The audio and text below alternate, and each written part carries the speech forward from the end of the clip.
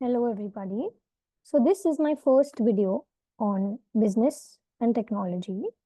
And one of the first concepts that we're going to discuss is the features of business organization.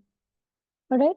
So this particular this particular subject, that is business and technology, is mostly complete theory, and it is a complete MCQ paper of 100 marks. So one of the first topics that we're going to study under this subject is the features of business organization. Now, what is a business organization? So as you can see on the screen, a business organization is an entity or a group formed with a aim of conducting commercial activities. It typically consists of people, resources and processes that work together to produce goods or services in exchange for money or any other form of value. The primary goal of a business organization is to generate profits for its owners, its shareholders, and stakeholders, right? Naturally. Now, a business organization has three main components: your social arrangement, the collective goals of a business, and the controlled performance of the people in the business. Let's talk about something called the social arrangement. Now, a social arrangement, it basically refers to the way that people within an organization interact or how they collaborate and coordinate with each other. A business organization is it's like a social system where all individuals, all the teams, all the departments work together to achieve a common objective. So social arrangements are basically uh, where a group of people come together to do a particular task. Now, there is a formal structure that falls under a social arrangement, like a hierarchy and the division of labor, as well as there are some informal relationships as well, like communication and cooperation among employees. For example, the relationship between managers and employees, or between different departments like marketing and sales, they are all a part of social arrangement. Now, the second component is collective goals. All right. So, what are collective goals? They are basically a shared objective of, it's like a shared objective, a shared purpose that the organization as a whole would want to achieve, would aim to achieve, right? Their goals align the efforts of all the members toward a common vision or towards a common vision, right? Now, in a business organization, collective goals often include, you know, financial objectives like profit maximization or the growth of your targets or the satisfaction of your consumer or any kind of social responsibility goals. Now, for example, if a company might have a collective goal of becoming a market leader in a specific industry or improving customer service quality by 20% within the next year, this is basically a collective goal of a business organization as a whole. Now, let's come to the third and the last component, which is controlled performance. Basically, um, it is a mechanism which is put in place to ensure that the organization is working towards its goal in a very effective manner, in a very efficient manner. This would include some kind of monitoring, measuring, controlling the actions and the outcomes of all the operations that are happening in the business. It involves assessing whether the organization is performing as they've expected, and whether they're making any adjustments that are necessary, and whether they're ensuring that all the actions are aligning with the collective specific goals, right? Example could be, this could include, performance reviews, your financial audits, um, your quality control processes, performance metrics, like your ROC, ROI, all of that, which will help you evaluate the success of a business, ensuring that the organization is progressing towards the objectives that were set in the first place. So, in essence, basically, a social arrangement focuses on how people interact. Collective goals basically give you directions to those particular interactions, and then the control performance, what it ensures that the organization stays on track to achieve its desired outcomes, right? Now, this was all about business organization. Now, getting a little bit in depth of business organization, what is the purpose of forming a business organization? So the primary purpose of forming a business organization is to operate beyond the capacity and capability of a single individual, right? The purpose of forming a business organization is to create a structured and an efficient way of combining all the resources that are available to you, all the skills, all the efforts to achieve specific goals. Often, this is to generate profit because that is the aim of a business organization. So when people come together to form a business, they can basically leverage certain key attributes, right, that enhance their ability to succeed in a marketplace. So let's understand some of the key attributes of a business organization. So let's understand firstly, let's make some space for this, or just let's just write it down here. So firstly, one of your main attributes is capacity. Okay. So when you talk about capacity, it's basically uh, where a big business organization, it allows individuals to combine their resources, to combine their skills and knowledge to increase the capacity to produce the goods or the services that are being provided. Basically, it is the ability of an organization to manage larger operations, to scale their production, and to handle certain complex tasks that come across, and that an individual or a small group may not be able to do so, right, by their own. So, by pooling all the resources that are available to you, a business can take on a larger project. It can reach more customers eventually, and then it will increase the productivity in that way. So, for example, if say a small business owner might not be able to manufacture products on a large scale, but by forming a company, they can invest in more advanced technology naturally. So they can, uh, followed by that, they could also hire some skilled labor, and then they could expand their operation, and then uh, eventually meet their goals. So that is about capacity. Another word for capacity is the size, right? Now, let's talk about synergy. Um, synergy is basically when different components or different teams within an organization, when they all work together in a way that will enhance, uh, the performance, that will enhance the output. So by coordinating all your efforts, businesses can achieve better results. They can drive innovation. They can optimize their resource use. So then this cooperation basically can eventually lead to greater efficiency, a lot of creativity, and then your organization would be profitable. For example, if in a technology company, the marketing, research, and your development and all the sales teams, they all can work together to create a product that meets the customer demand while ensuring that a successful promotion and distribution is happening. Another attribute is reduced risk. Now, operating as a part of an organization, it allows the individuals to share, all the financial, legal, and operational risks. This reduces the burden on any single person, especially in case of financial losses or unexpected events. So what happens in case of risk management? Risk management um, strategies can be put in place, and different business units can support each other in times of any kind of downturns or challenges that the business experiences. So, example, if a company faces a drop in one of the product line sales, okay, then the other product lines or market segments can help mitigate the financial losses of that particular uh, part that is making loss, which would be harder to do in a sole proprietorship or a small business. So a business organization in that way helps. One of the purposes and the attributes. Okay, so this is about the purpose of forming a business organization. Now, there are certain features of a business organization. One of them is stakeholders.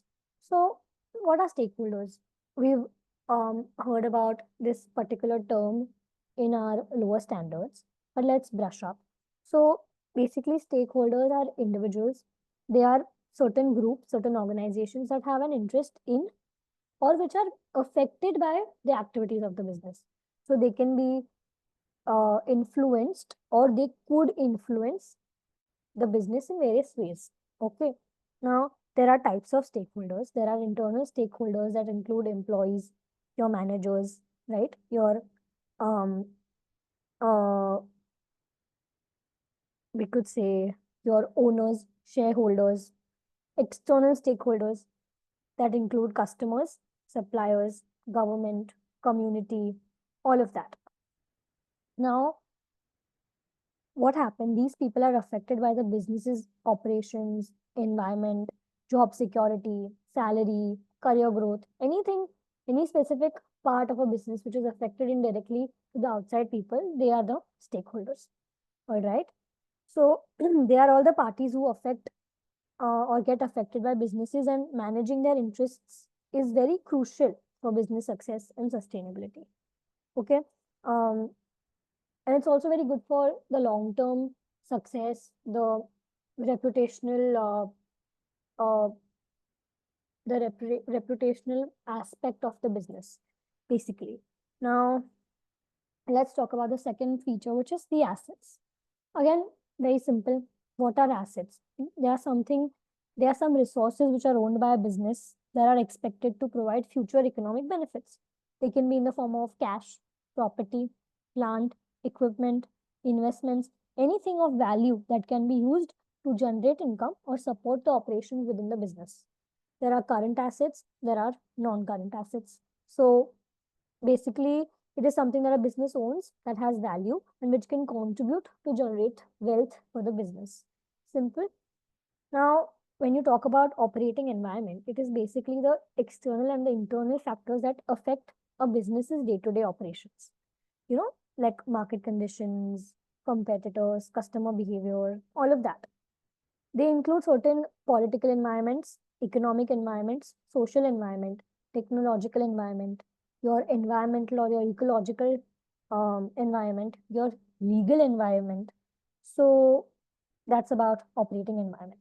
And then you have certain managed activities also, which come under the features of business organization. They basically refer to the actions and the processes that are planned, that are organized and controlled to achieve some specific goals which are set by the organization, some specific objectives. These activities, are typically part of the core operations of the business, like your production, like your marketing, your finance, or your human resources management, right? So when you talk about inputs, okay, so input basically it refers to the resources that are used to carry out business activities like your raw material, your labor, technology, your capital, information. Okay, and then the output is basically the results or the products that are generated from the business activities, which can include your finished goods, your profits, other measurable results that are a outcome of your input resources. So this is all about business organizations features. Now, how business organizations differ? Now, they differ in several, you could say, key aspects. So one of them is your legal. Let's write it down here, like we were. Legal structure. Let's talk about legal structure. So legal structure. So what falls under legal structure? Sole proprietorships, partnerships, corporations, your LLCs, each with different ownership liability. They have certain legal implications. Okay. Then it differs from size, right? They can vary from small to local enterprises to large multinational corporations with massive, like vast resources that to offer. Then you have ownership, right? Um, you could say this is something that is privately owned or publicly traded or cooperatives owned by the members of the business organization. Then goals could differ, right? Some aim for profit maximization, some focus on social or environmental objectives, some have industry focus where, they can operate in manufacturing services, technology, or other you could say, sectors. Then differs management style, right? They may have centralized or decentralized management with varying levels of authority, correct? So there is a difference in all the management styles. So that is a differing point. The geographic reach, very important. The geographic reach of every business organization differs because businesses can operate locally, some could operate nationally, some could operate internationally.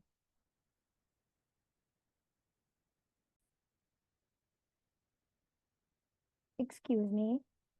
Sorry for the issue. And last but not the least, you could say, I'll just add one more here. Operations. Operations also differ, right?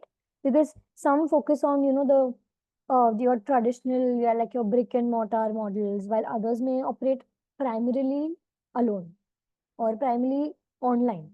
So in short, business organizations differ in structure, in size, in goals, in ownerships, shaping their strategies and their impact.